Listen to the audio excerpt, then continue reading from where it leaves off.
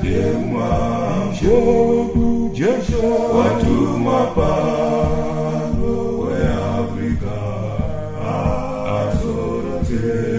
Wadote Ishemambo Jiso Watu mapano we Afrika Asorote Wadote Ishogu Jesho Watu mapano we Afrika Asorote Wadote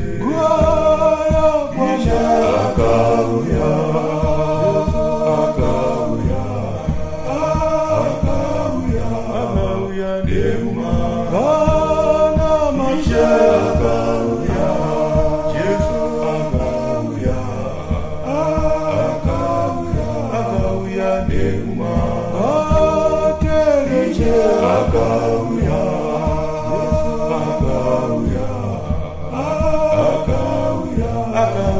Dema Evangelia Jesu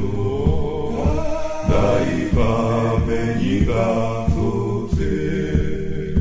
Evangelia Jesu Daifamenyiga Sose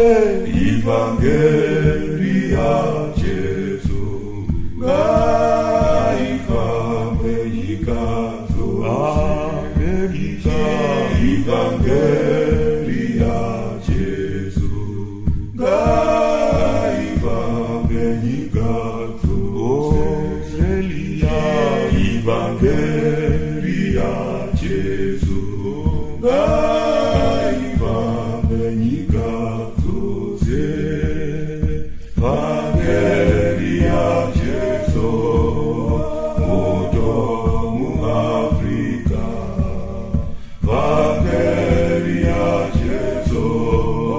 Moto mu Afrika Moto mu Afrika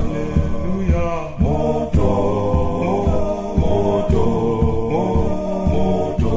mu Afrika Watu maparo we Afrika Asorose Wanote Ishe watu maparo